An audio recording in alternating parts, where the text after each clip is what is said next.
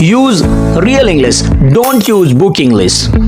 Do you want to speak English fluently, but so many times you feel like you sound like a book?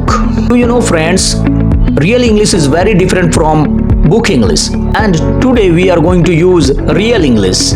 Are you ready? Well then, let's start the journey of learning real English. We are going to focus on the first category, making a request as an English learner. And you want to make sure you are making request and sounding like a native English speaker. Here is the book English version of making a request. Would it be possible for you to assist me with this matter? Would it be possible for you to assist me with this matter? You see now, this is grammatically correct, but it sounds like a book English. There are three other ways to say the same thing using real English like a native English speaker. Here is the first option. Could you help me with this? Could you help me with this? You see how quick that was. In this sentence, you are still making a request, but you are no longer sounding like you are using book English. And what about this option? Can you give me a hand with this? And this is a very commonly used phrase, very commonly used expression.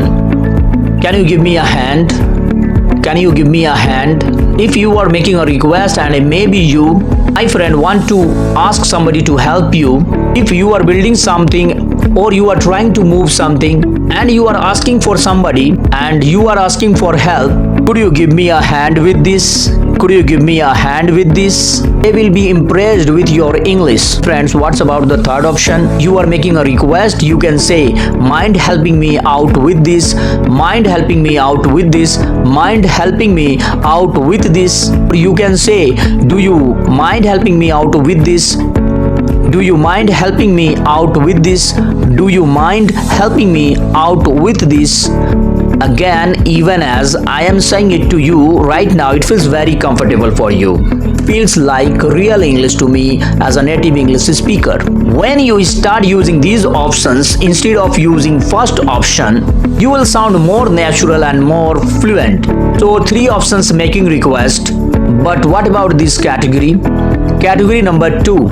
My dear friends, you have your own ideas. You are an individual, intelligent individual, that's why, and so you are going to want to share your ideas and your opinions, but you don't want to sound like a book, right? So if you are trying to express your disagreement now, this is what it would sound like if you were using book English. I respectfully disagreement with your assessment. Now again, I want to emphasize, my friend, this is grammatically correct. This is the perfect thing to say. Let's say in a business environment, it's not wrong.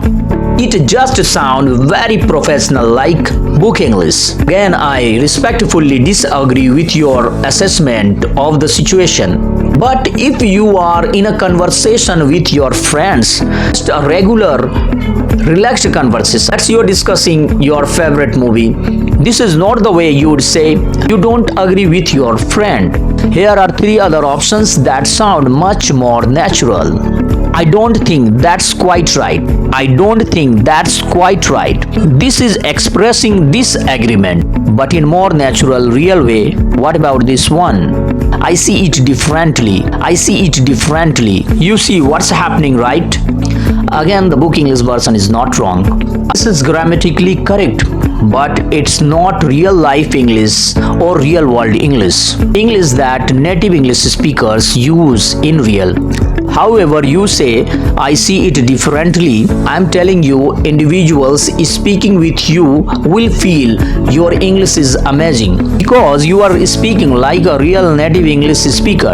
Again, you might not agree with someone. You can say, I'm not so sure about that. I'm not so sure about that. You are using real life English again to express disagreement.